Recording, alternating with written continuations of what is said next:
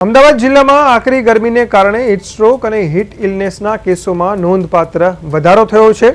રાજ્યમાં મે મહિનામાં ગરમીને કારણે કુલ 1596 ઇમરજન્સીના કેસ નોંધાયા, જેમાં 104 હીટ ઇલનેસ અને 1370 ભારે તાવના કેસનો સમાવેશ થાય છે।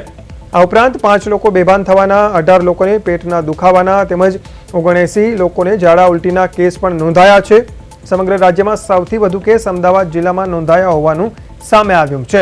માત્ર મે મહિનામાં જ અમદાવાદમાં 301 ભારે તાવના અને કુલ 329 ઇમરજન્સીના કેસ નોંધાયા, જ્યારે હીટ સ્ટ્રોકના 25 કેસ નોંધાતા આરોગ્ય વિભાગ પણ ચિંતિત બન્યો છે।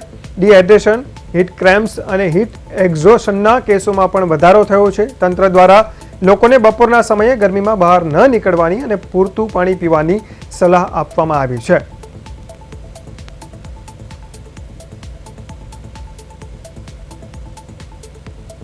અત્યારે આપણા મે મહિનાની અંદર સૌથી વધારે ગરમીનું પ્રમાણ જોવા મળે છે।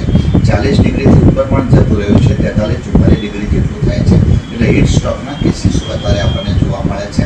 અત્યારે અમદાવાદ જિલ્લાની અંદર અંદાજિત 24થી 25 જેટલા કેસ જોવા મળેલા છે, જે તમામ દર્દીઓને આપણે પ્રાથમિક આરોગ્ય કેન્દ્ર, સામૂહિક આરોગ્ય કેન્દ્ર અને અમુક દર્દીને આપણે એસડીએચ વિરમગામ અને ધંધુકામાં દાખલ કરી અને સારવાર આપવામાં આવી છે। તકેદારીની અંદર આપ સૌ જાણો છો કે જ્યારે ગરમી વધુ પડે ત્યારે બને ત્યાં સુધી બપોરે 12 થી 4ની અંદર આ ઘરની બહાર નીકળવું જોઈએ। બીજું, ગરમી પડે છે ત્યારે આપણા શરીરનું તાપમાન વધવાથી પાણીનો નિકાલ થાય છે પરસેવા દ્વારા, તો આપણે પ્રવાહી ખોરાક વધારે લેવો જોઈએ।